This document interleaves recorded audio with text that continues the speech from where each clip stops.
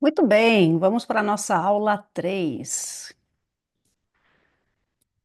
Aqui a gente vai discutir um pouquinho sobre como é que é o golfe, qual que é a função. Então, basicamente o que vocês têm que entender é que o golfe é um jogo onde você tem 18 buracos, cada buraco tem um tamanho, um formato, uma estrutura diferente, e o objetivo é conseguir em cada buraco embocar a bola dentro do buraco no menor número de tacadas possível. Então, assim, cada partida pode ter 9 ou 18 buracos, e como eu disse, os buracos têm tamanhos diferentes. Então, você tem buraco par 3, que significa que um profissional demoraria 3 tacadas para acertar o buraco.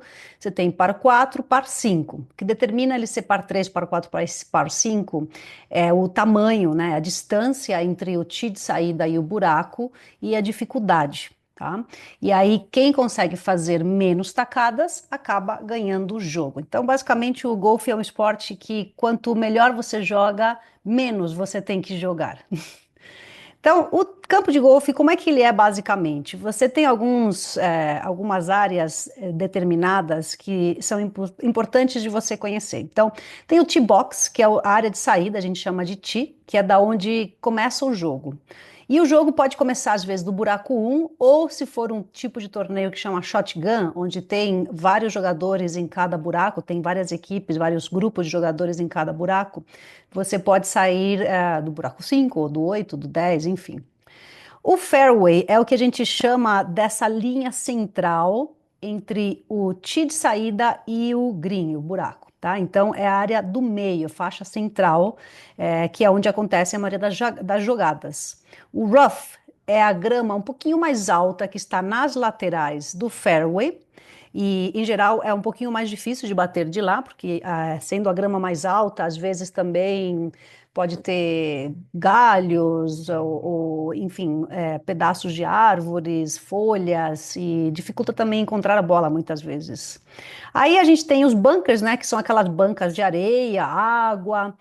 Esses são chamados hazards. E vocês têm que entender que, assim, esses hazards, eles não são decorativos no campo. Então, a água e os bunkers, né, as bancas de areia, elas estão lá por um motivo específico, que é pegar a sua bola. Então tem que entender que o campo de golfe ele foi desenhado por um arquiteto específico e o objetivo do arquiteto é dificultar a sua vida. Então ele vai colocar essas bancas de areia e esses lagos em lugares onde, em geral, cairiam as bolas dos amadores. Então ele sempre procura entender o buraco, como é que o amador erra. Ele erra mais para a direita, ele erra mais para a esquerda e de uma maneira a conseguir dificultar a sua vida, né? Então eu digo que o campo de golfe é como se você estivesse jogando batalha naval com um arquiteto.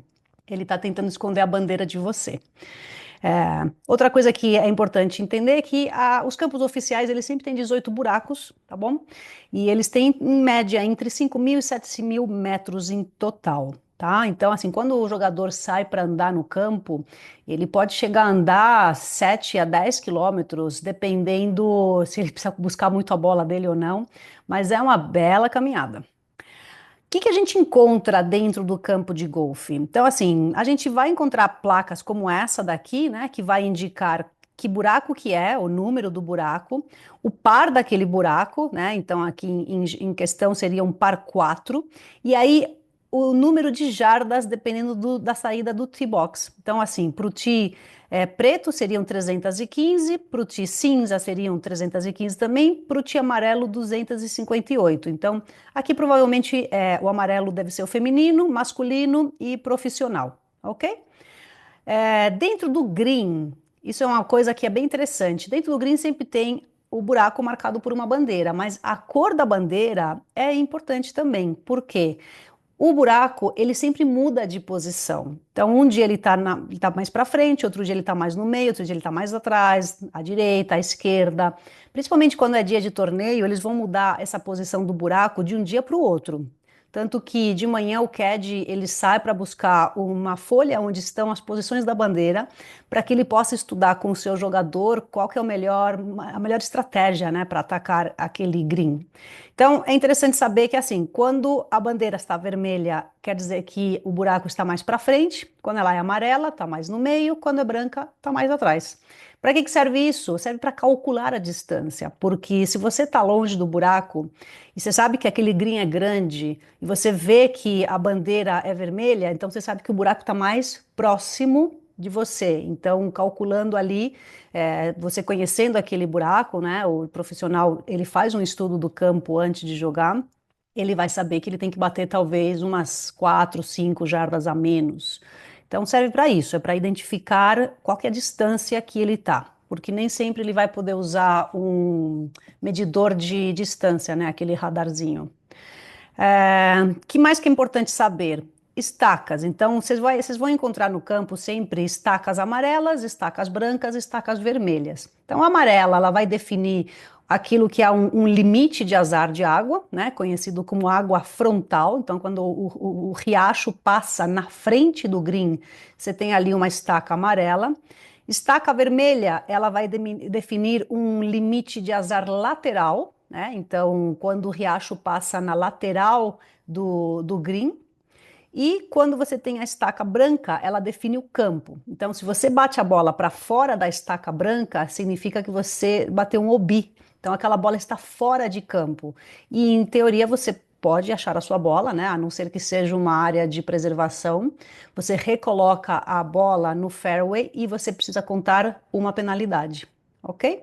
Então, é para isso que servem as estacas e é importante conhecer que todos esses digamos, esses sinais e essas placas que você vai encontrar no campo, elas são mundiais. Então, não importa se você está no Japão, nos Estados Unidos, no Brasil jogando, em geral, o reconhecimento desses sinais é mundial. Então, isso é muito interessante saber que você pode jogar em qualquer lugar e as regras se aplicam. Agora, quais são as principais competições que tem de golfe? Então, a gente tem os Majors, que a gente tem o Masters, PGA Championship, o US Open, The Open. Esses são as competições que a gente considera como os Majors, e esse é o objetivo de carreira de todos os jogadores do PGA Tour, é conseguir ganhar um ou dois, ou até todos eles, né? Então, conseguir os 4 majors é um feito que poucos jogadores conseguiram no mundo. Tiger Woods é um deles, recentemente o Rory McIlroy também conseguiu, porque isso significa que ele conseguiu ganhar o Masters, o PGA Championship, o US Open e o The Open Championship. E esses troféus, eles são bem característicos, né? Então, esse daqui é o Claret Jug, né, que chama, que é o troféu do The Open Championship, e esse daqui é do Masters, esses dois não me lembro qual é cada um, mas enfim, eles são muito cobiçados, e é o objetivo de todos os jogadores do PGA Tour, é importante conhecer. E aqui a gente tem uma imagem que mostra bem que não é fácil isso, né? Então, assim, quais são os jogadores que têm mais majors na sua carreira? A gente tem o Jack Nicklaus aqui, vencedor com 18, e o Tiger Woods logo em seguida.